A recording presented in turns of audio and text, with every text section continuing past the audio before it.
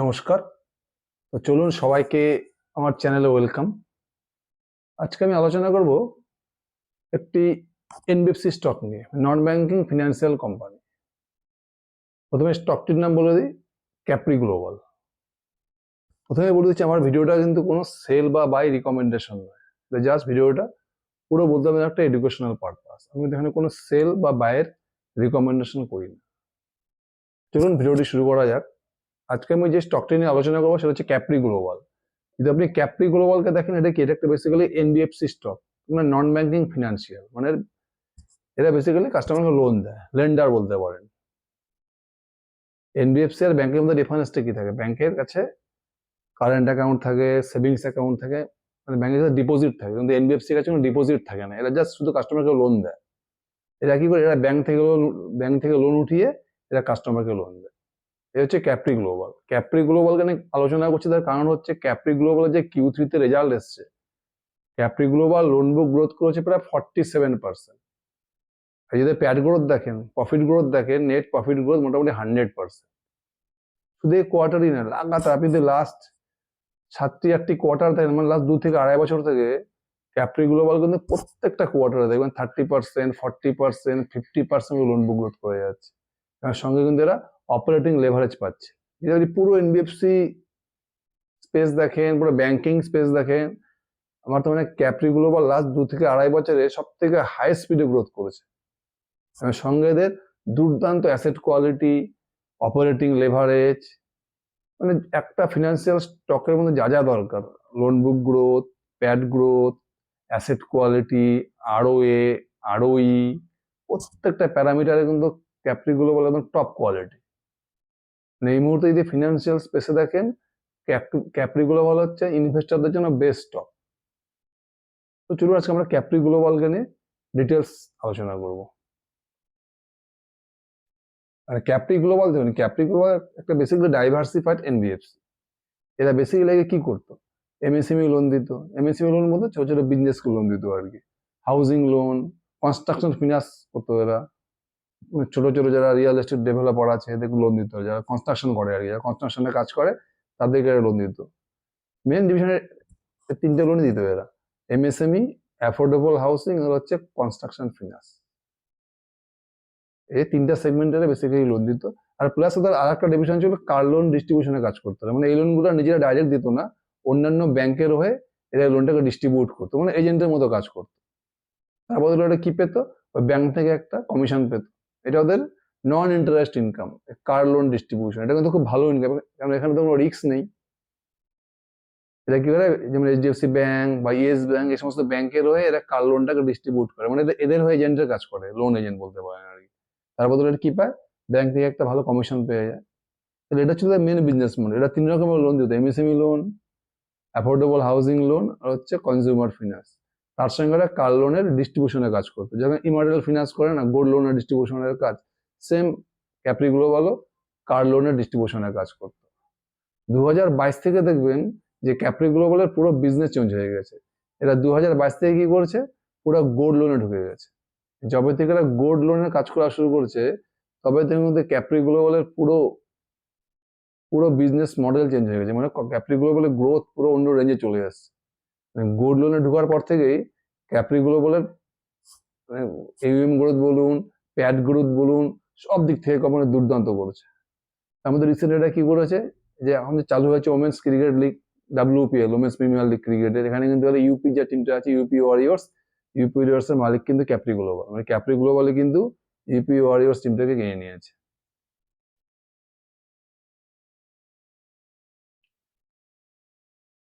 এবার চলুন আমরা পিপিটি গুলো দেখবো ক্যাপ্রি গ্লোবাল কি রয়েছে বিজনেস।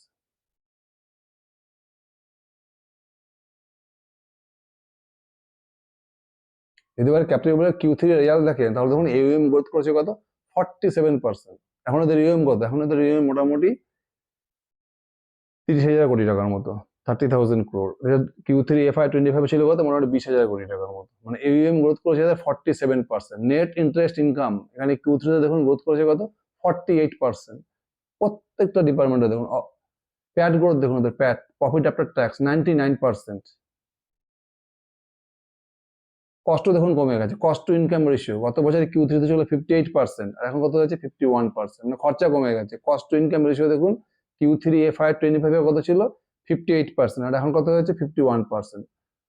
নেট এনপিএ সব থেকে ইম্পর্টেন্ট, এনবিএফসি ক্ষেত্রে সব থেকে বড় ইম্পর্টেন্ট হচ্ছে নেট এনপিএ, যেটা গত বছরে Q3 তে কত ছিল 1%, এখন কত হচ্ছে 0.7%।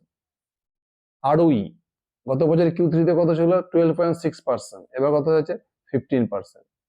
যদি আরওএ দেখেন গত বছরে Q3 তে ছিল 2.8%, এবছর হয়েছে 4%। মানে একটা এনবিএফসি স্টকে আপনি কি দেখবেন, এইউএম গ্রোথ, প্যাট গ্রোথ, অ্যাসেট কোয়ালিটি, খরচা, আছে আরওই।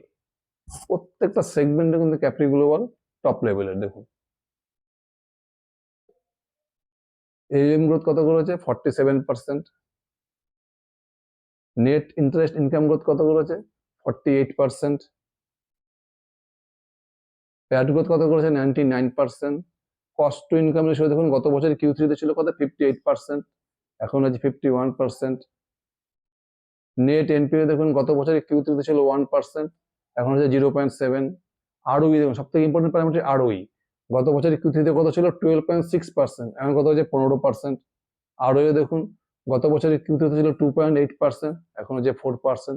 মানে প্রত্যেকটা প্যারামিটারে কিন্তু ক্যাপ্রি গ্লোবাল আমার তো মনে হয় পুরো ফিনান্সিয়াল স্পেসে ব্যাংক এনবিএফসি সব কিছু মিলে যদি দেখেন সব থেকে বেস্ট হচ্ছে এই মুহূর্তে হচ্ছে ক্যাপ্রি গ্লোবাল। শুধু এই কোয়ার্টারগুলো নয়, প্রত্যেকটা কোয়ার্টার লাস্ট 2 বছর থেকে দেখেন প্রত্যেকটা কোয়ার্টারে কিন্তু ক্যাপ্রি গ্লোবাল এইভাবে দুর্দান্ত পারফরমেন্স করে যাচ্ছে।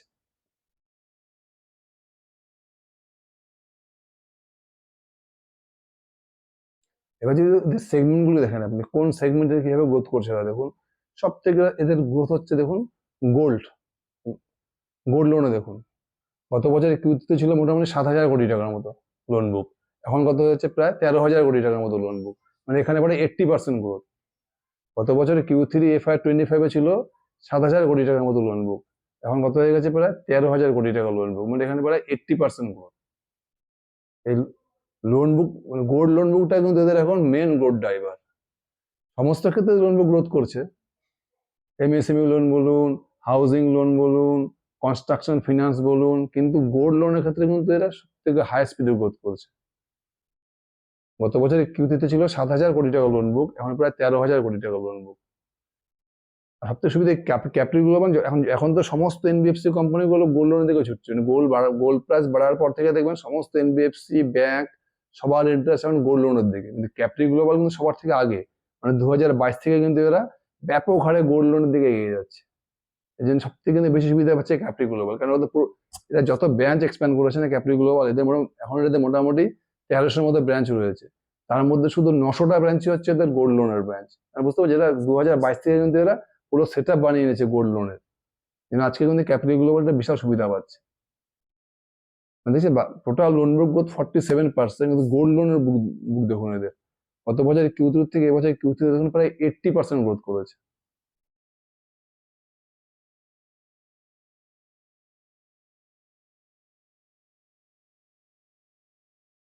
প্রত্যেকটা সেগমেন্টে গ্রোথ করেছে, হাউজিং ফিনান্স বলুন, কনস্ট্রাকশন ফিনান্স বলুন, কিন্তু গোল্ড লোন হচ্ছে এদের মেন। তারপরে কোম্পানি আরো কিছু শুরু করছে, এখন ইন্স্যুরেন্স ডিস্ট্রিবিউশন শুরু করছে, এখানে প্রচুর কাস্টমার বেস হয়ে গেছে, প্রচুর ব্রাঞ্চ হয়ে গেছে। এরা এখন কি করছে, বিভিন্ন কোম্পানির ইন্স্যুরেন্স, লাইফ ইন্স্যুরেন্স হতে পারে, টার্ম ইন্স্যুরেন্স হতে পারে, private car insurance, bike insurance, সমস্ত ধরনের ইন্স্যুরেন্স, হেলথ ইন্স্যুরেন্স, এরা এখন কি করছে কাস্টমারকে ক্রস সেলিং করছে বিভিন্ন কোম্পানি। এতে কি হচ্ছে, এদের একটা ভালো বেশ কমিশন ইনকাম পাচ্ছে, ফিজ ইনকাম পাচ্ছে, মানে নন ইন্টারেস্ট ইনকাম। আমাদের এখন দুটো জায়গার থেকে আসছে নন ইন্টারেস্ট ইনকাম, একটা হচ্ছে কার লোন ডিস্ট্রিবিউশন, আর হচ্ছে ইন্স্যুরেন্স ডিস্ট্রিবিউশন।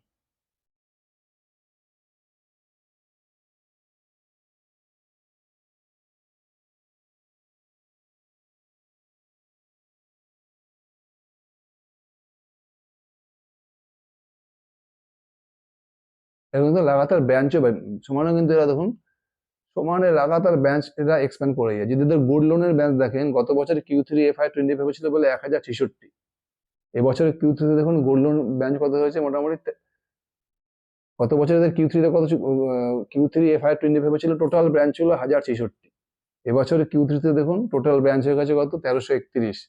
তার মধ্যে গোল্ড লোনের গ্রোথ দেখেন গত বছর Q3 ছিল 776 গোল্ড লোনের ব্রাঞ্চ, এখন কত হয়েছে 910।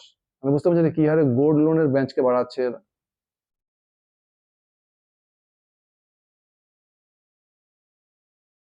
মানে এদের এখন টোটাল ব্রাঞ্চ হচ্ছে কত, 1331 টোটাল ব্রাঞ্চ নেটওয়ার্ক। তার মধ্যে শুধু গোল্ড লোনের রয়েছে 910। মানে কোম্পানি কিন্তু পুরো ফোকাস গোল্ড লোনের দিকে। এবার গোল্ড লোনের দিকে ফোকাসটা কেন, এটা নিচে গেলেই বুঝতে পারবে। কারণ হচ্ছে ইল্ড। গোল্ড লোন হচ্ছে এরকম একটা লোন যেখানে এক তো অ্যাসেট কোয়ালিটি কোনো ভয় নেই, মানে এনপিএ হওয়ার কোনো চান্সই নেই। কিন্তু এটা কি করে, কাস্টমারদের কাছে গোল্ড মর্টগেজে রাখে, তারপরে এরা কাস্টমারকে গোল্ড লোন দেয়, টাকা দেয়। এবার কাস্টমার যদি ওকে 1 লক্ষ টাকার গোল্ড দেয়, এরা 70 থেকে 75 হাজার টাকা লোন দেবে। তার মানে এদের কিন্তু অ্যাসেট কোয়ালিটি খারাপ হয়, মানে লোন মার যাওয়ার কোনো চান্সই নেই। প্লাস গোল্ড লোন খুব অল্প সময়ের জন্য হয়, 6 মাস, 3 মাস, 9 মাস এরকম পিরিয়ড, মানে হায়েস্ট 1 বছর থাকে আর কি।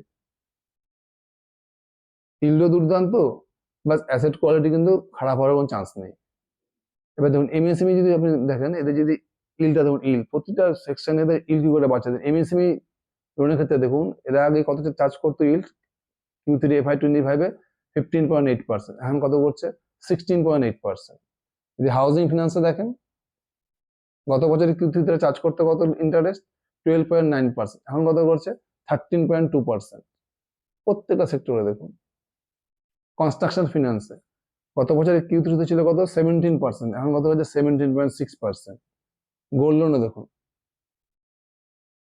কত ইন্টারেস্ট, 17.8%। তার মানে আপনি সমস্ত সেক্টর দেখেন, এমএসএমই লোন কত ইন্টারেস্ট 16.8, হাউজিং ফিনান্সে কত ইন্টারেস্ট চার্জ করছে এরা কাস্টমারকে 13.2, কনস্ট্রাকশনে কত চার্জ করছে এরা 16.6, আর গোল্ডে কত চার্জ করছে দেখুন 17.8। মানে সব থেকে গোল্ড লোনে এরা কাস্টমারের থেকে সব থেকে বেশি ইন্টারেস্ট পায়, মানে এইল্ড সব থেকে বেশি গোল্ড লোনে, প্লাস গোল্ড লোনের রিস্ক সব থেকে কম, মানে এনপিএ হওয়ার ভয় সব থেকে কম হচ্ছে গোল্ড লোনে, প্লাস ইল্ডও বেশি, ইনকামও বেশি।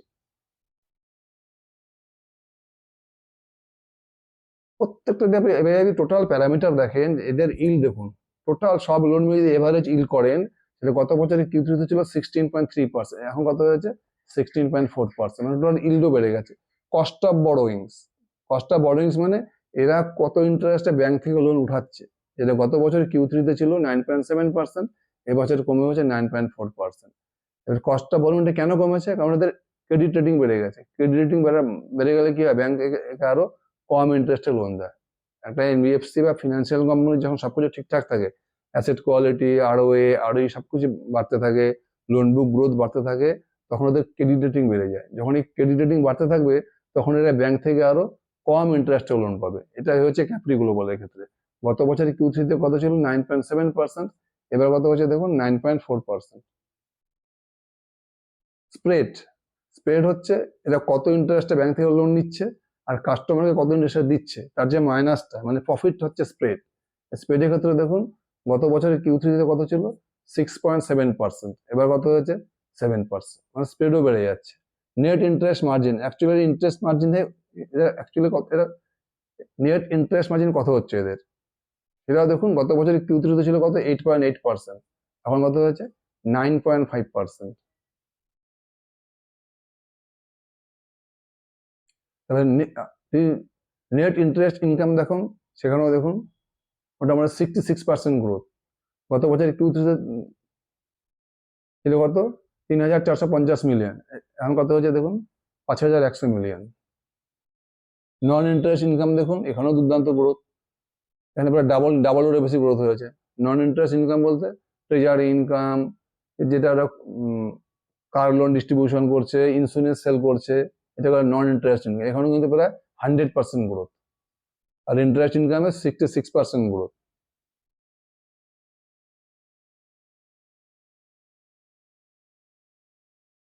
এবার হচ্ছে আরেকটা হচ্ছে অপারেটিং এক্সপেন্সেস। যদি দেখেন অপারেটিং এক্সপেন্সেস বলতে, এই যে অপারেটিং এক্সপেন্সেস বোর্ডটা যদি দেখেন আপনি, তাহলে দেখবেন কস্ট টু ইনকাম রেশিও দেখুন।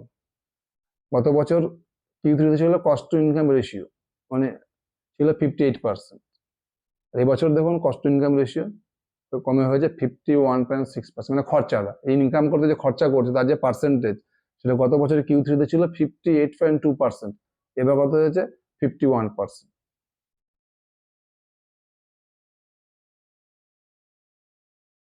প্যাট গ্রোথ দেখুন 99%, গত বছরের Q3 থেকে এবছরের Q3 তে প্যাট গ্রোথ হয়েছে 99%।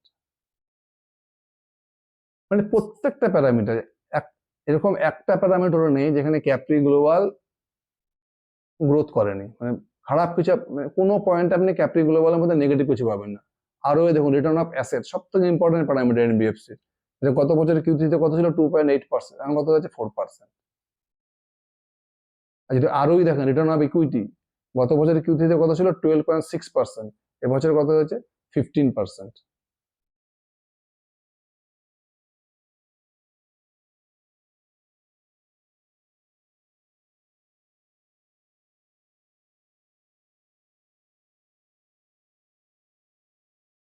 এনপিএ নিয়ে আমি আগেই বললাম, গত বছরের Q3 তে যদি যদি এদের এনপিএ দেখেন, Q3 FY20 কত ছিল এদের গ্রস এনপিএ 1.7%, এখন কত হচ্ছে 1.2%।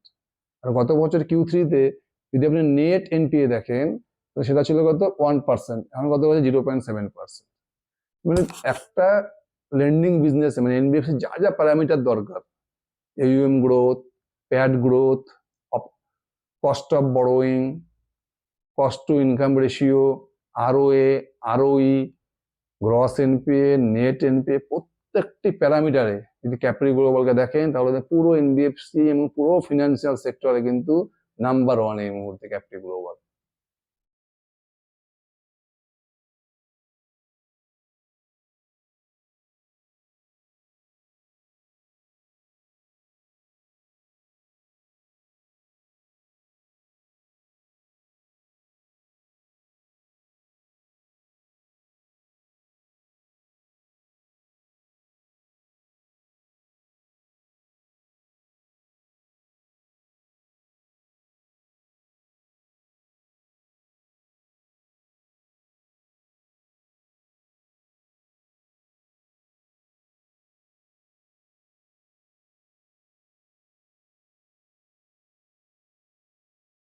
যদি ক্যাপ্রি গ্লোবাল গাইডেন্স দেখেন যে ক্যাপ্রি গ্লোবালের এই মুহূর্তে টোটাল লোন বুক হচ্ছে 30,000 কোটি টাকা। এদের গাইডেন্স 2028 মার্চের মধ্যে টোটাল লোন বুক হয়ে যাবে 55,000 crore, যেটা আগে কোম্পানির গাইডেন্স ছিল যে 2028 মার্চের মধ্যে এদের টোটাল লোন বুক হয়ে যাবে 50,000 কোটি টাকা। সেটাকে কোম্পানি বাড়িয়ে কি করে দিয়েছে, বাড়িয়ে করে দিয়েছে 55,000 crore। মানে এখন কোম্পানি কিন্তু গাইডেন্সটা করে বাড়িয়ে দিল, যা কোম্পানির গাইডেন্স ছিল সেখানে কিন্তু কোম্পানির গাইডেন্স করে বাড়িয়ে দিল। বুঝতে পারছেন, একটা কোম্পানি কখন গাইডেন্স দেবে যখন কোম্পানির মধ্যে ভিজিবল গ্রোথ প্রচুর থাকে। তাহলে ক্যাপ্রি গ্লোবালের এই মুহূর্তে যদি দেখেন টোটাল লোন বুক হচ্ছে 30,000 কোটি টাকা, আর কোম্পানি গাইডেন্সকে দিয়েছে 2028 মার্চের মধ্যে এই লোন বুকটা হয়ে যাবে এদের 55,000 crore। দেখুন ক্যাপ্রি গ্লোবালের এখন টার্গেট হচ্ছে 550 বিলিয়ন বাই FY28, মানে 55,000 কোটি টাকা। এখন কত লোন বুক 30,000 কোটি টাকা, মানে FY28 মানে নেক্সট 2 বছরে লোন বুকটা পুরো ডাবল হয়ে যাবে, 30,000 কোটি টাকা থেকে 55,000 কোটি টাকা, মানে অলমোস্ট 40% লোন বুক গ্রোথ। আর যদি FY32 দেখেন তাহলে টার্গেট হচ্ছে কত 1,00,000 কোটি টাকা লোন বুক করা। বুঝতে পারছেন, কোম্পানি ইজিলি যদি দেখেন নেক্সট 2 ইয়ার্স আরামসে 40% লোন বুক গ্রোথ করে নেবে। সব থেকে বড় ক্যাপ্রি গ্লোবাল যদি এই মুহূর্তে প্রাইসটি বুক দেখেন, মানে কোম্পানি কিন্তু একদম সস্তা হয়ে গেছে। যদি ক্যাপ্রি গ্লোবালের প্রাইসটা বুক দেখেন তাহলে বুঝতে পারবেন কি বলছি। এই মুহূর্তে ক্যাপ্রি গ্লোবালের বুক ভ্যালু কত, 70 রুপিস, আর মার্কেট প্রাইস কত 169, মানে যদি 169কে 70 দিয়ে ভাগ করেন 2.3 2.4।